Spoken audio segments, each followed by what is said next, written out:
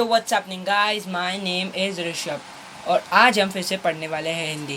तो आगे बढ़ने से पहले प्लीज़ सब्सक्राइब का बटन दबाना मत भूलिएगा क्योंकि we are getting so close to 50 subscribers. So let's finish the chapter Sanskar और भावना।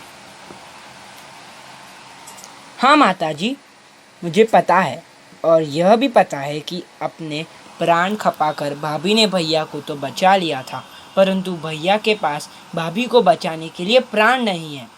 माँ: अतुल, तो अविनाश की बहू मर जाएगी? अतुल: सुना तो ऐसा ही है। उमा अचरज से माँ को देखती है, फिर पति को। उमा: आप क्या कह रहे हैं? आप वहाँ नहीं गए? नहीं नहीं, आप वहाँ जाइए। अतुल: कोई लाभ नहीं होगा उमा। भैया में एक दोष है, वे जो कहते हैं करना जानते हैं। उनके पास पैसे नहीं हैं, परंतु उसके लिए वे किसी के आगे हाथ न पसारेंगे। वे फौलाद के समान है, जो टूट जाता है पर झुकता नहीं। उमा काँप कर: लेकिन भाभी को कुछ हो गया तो? अतुल: भाभी को कुछ हो गया तो क्या होगा? नहीं उमा, इससे आगे सोचने का अधिकार मुझे नहीं है। माँ: लेकिन मुझे तो है। अतुल: अधिकार तो तुम्हें भी नहीं है माँ, पर तुम सोचो तो तुम्हें कोई रोक भी नहीं सकता। माँ: तो मैं सोचती हूँ, अविनाश की बहू को कुछ हो गया तो शायद अविनाश भी। आगे शब्द नहीं निकलते, वाणी फूट पड़ती है। उमा अवाक उन्हें देखती है। उमा: माता जी, माता जी। माँ: हाँ बेटी, मैं उसे जानती हूँ, वह नहीं बचेगी, नहीं बचेगी।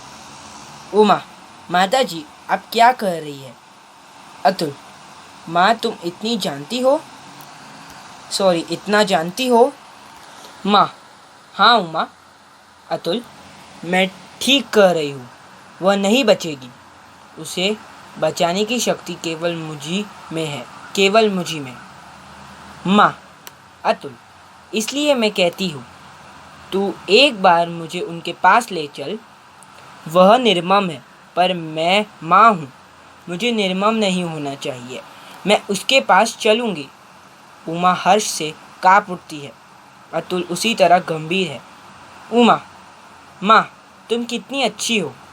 अतुल: अभी चलो माँ, पर चलने से पहले एक बात सोच लो। यदि तुम उस नीच कुल की विजयती भाभी को इस घर में नहीं ला सकी तो जाने से कुछ लाभ नहीं होगा। माँ: जानती हूँ अतुल, इसलिए तो जा रही हूँ। अतुल: ऐसी बात है तो चलो माँ, अभी चलो। राम सिंह: तांगा लाओ, अभी इसी वक्त। और उमा: तुम भी चलो, शीघ्र उमा। कहता हुआ वो बड़े कमरे से होकर बाहर जाता है। उसकी आंख भर आई है।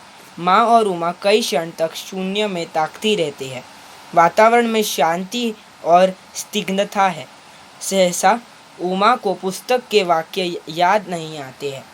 वह फुसफुसाती है। उमा: जिन बातों को हम प्राण देकर भी विरोध करने को तैयार रहते हैं, एक समय आता है जब चाहे किसी कारण से भी हो, हम उन्हीं बातों को स्वीकार कर लेते हैं। उसका मुख प्रकाश से मुखरित हो उठता है। नौकर ने पीछे से स्विच दबा दिया है। यहीं पर पर्दा गिर जाता है। Thank you.